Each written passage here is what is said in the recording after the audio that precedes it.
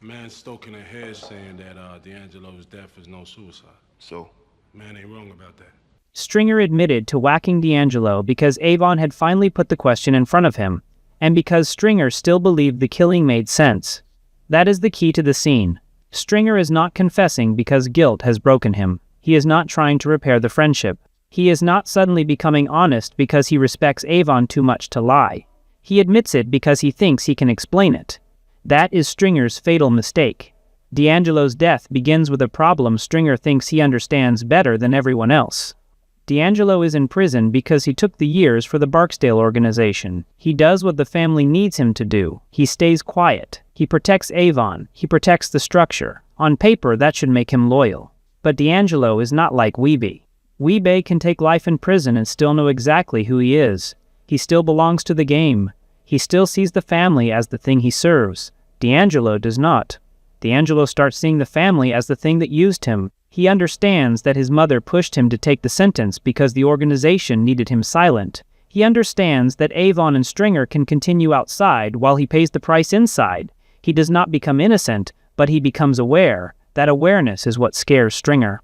D'Angelo is not actively testifying when Stringer has him killed. That part matters. Stringer is not reacting to an immediate betrayal. He is reacting to a future risk. D'Angelo is angry, cut off, and no longer emotionally loyal. He has already looked at the whole operation from the outside and seen how ugly it is. A man like that can become unpredictable. Stringer cannot tolerate unpredictable, so he makes the move. He arranges D'Angelo's murder in prison and has it staged as suicide. It is clean, quiet, and designed to avoid a family explosion. There is no street message, no public punishment, no argument with Avon. D'Angelo is simply removed, and everyone is left to believe prison broke him. That tells you how Stringer thinks. He does not want Avon to approve it. He does not want Avon to carry it. He does not even want Avon to know. He wants the benefit of the murder without the emotional cost. D'Angelo disappears as a problem, and the Barksdale organization keeps moving. But the secret is poisonous because D'Angelo is not just a soldier. He is Avon's nephew. He is Brianna's son. He is blood. Stringer can reduce him to a liability, but Avon cannot. Even in a criminal family, some lines still matter. They may be hypocritical lines, but they are real inside that world. Stringer crosses one of those lines and treats it like management. That is the difference between Stringer and Avon. Avon can be brutal, but he still thinks in old terms: family, name, corners, soldiers, reputation. Stringer thinks in terms of risk, profit, exposure, and control. If someone threatens the larger operation, Stringer believes that person can be removed. The personal relationship only makes the decision more complicated, not impossible. For a while, he gets away with it because Avon is locked up and Stringer is running the business. He works with Prop Joe. He becomes part of the co-op. He tries to reduce violence and focus on product. He starts moving money into real estate and politics. He wants to become more than a drug boss standing on corners. This is why D'Angelo's murder fits Stringer's larger arc. It is not separate from his business dreams. It is part of the same mindset. He believes the organization must become cleaner, smarter, and less emotional. To him, D'Angelo represents the old problem, family baggage interfering with business survival. Then Avon comes home. Once Avon is back, the whole balance changes. Avon sees Marlowe taking territory and understands what that means on the street. If Marlowe takes corners and the Barksdale name does nothing, the name weakens. Soldiers notice, enemies notice, the city notices.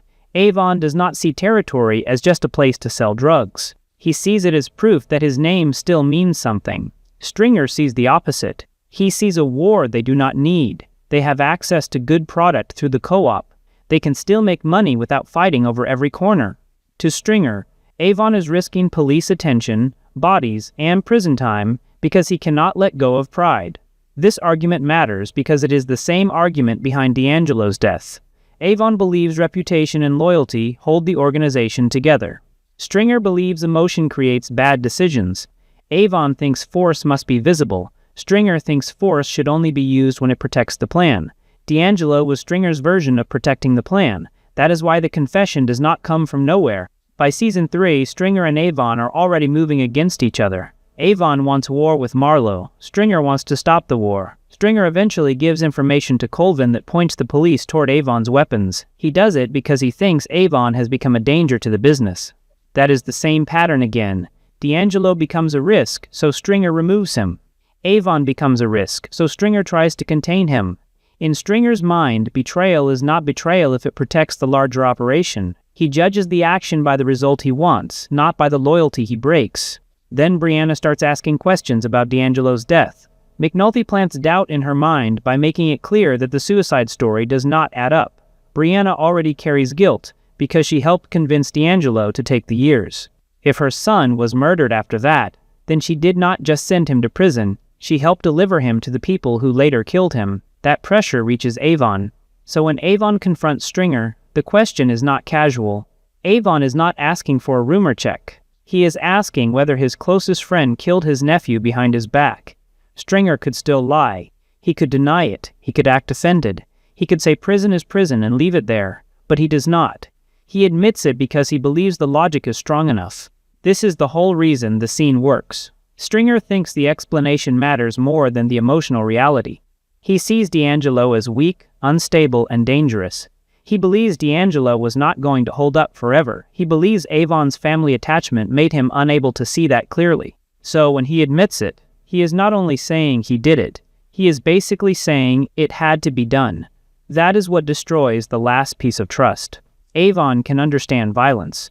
Avon can understand killing. Avon can understand making hard choices for the organization, but he cannot accept Stringer secretly murdering his nephew and then explaining it like a business expense. To Avon, the murder is not just the act itself.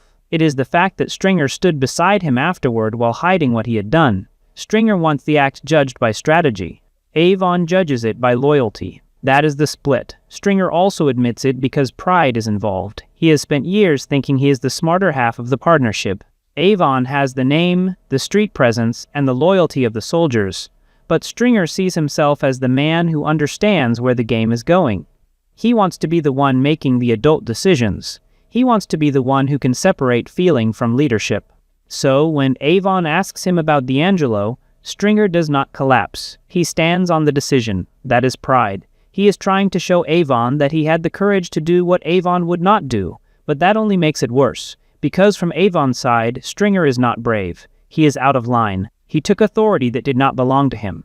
D'Angelo was not just a loose end, he was family. If anyone was going to decide D'Angelo's fate, it was Avon. Stringer did not just kill D'Angelo. He replaced Avon as the final authority over Avon's own blood. That is why the confession becomes a point of no return. Before that moment, Avon and Stringer can still pretend their disagreement is about strategy. They can argue about Marlowe. They can argue about corners. They can argue about the co-op. But D'Angelo reveals that the split goes much deeper. Stringer has already been running a different organization in his head, one where loyalty matters only until it becomes inconvenient. And the painful part is that Stringer is not completely wrong about the risk. D'Angelo really is drifting away. He really has lost faith. He really could become a problem later. The show does not make Stringer stupid. It makes him cold and limited. He sees the danger, but he does not understand the damage caused by the solution. That is the pattern with Stringer. He identifies real problems and answers them in ways that create bigger problems. D'Angelo may become a liability, so Stringer kills him and creates a permanent wound inside the Barksdale family. Avon's war with Marlowe may hurt business, so Stringer feeds information to the police and destroys the partnership from the inside. Clay Davis may offer access to legitimate power, so Stringer keeps paying him and learns too late that the respectable world has its own predators. Stringer's intelligence is real, but it is incomplete. He understands systems better than most people around him. He understands that endless violence is bad for business. He understands that political influence in real estate can create a different kind of power. But he keeps misreading people. He misreads Clay Davis. He misreads Marlowe. And most importantly, he misreads Avon. He thinks Avon might hate the D'Angelo decision emotionally, but understand it strategically. Instead, Avon understands the strategy and still rejects it. That is the part Stringer cannot process. He thinks a good enough reason can save a terrible act. Avon knows some acts change the relationship forever. This is why Stringer admits it. He thinks he is finally putting the truth on the table. He thinks the truth will show that he protected the organization. He thinks it proves he was willing to make the hard call. But to Avon, it proves something else. It proves Stringer can kill inside the family and hide it. It proves he can put business above blood. It proves he can stand next to Avon while carrying a betrayal that personal. Once Avon knows that, the partnership is finished even before the final consequences arrive. The tragedy is that they still care about each other. That is what makes it more than a simple betrayal. Avon and Stringer have history. They built the Barksdale organization together. They know each other before the money, before the towers fall, before Marlowe rises, before the suits and development deals. But history cannot survive what Stringer admits. Because the confession is not only about D'Angelo, it is about who Stringer has become. He wants to leave the street behind, but he still uses street violence when it suits him. He wants to become legitimate, but he is still willing to erase people who threaten his plans. He wants to be seen as a businessman, but when business gets difficult, he reaches for murder, betrayal, and police manipulation. D'Angelo's death exposes that contradiction perfectly. Stringer is not above the game, he is still in it. He has just learned a cleaner language for justifying the same brutality. So the reason he admits to whacking D'Angelo is simple, but brutal.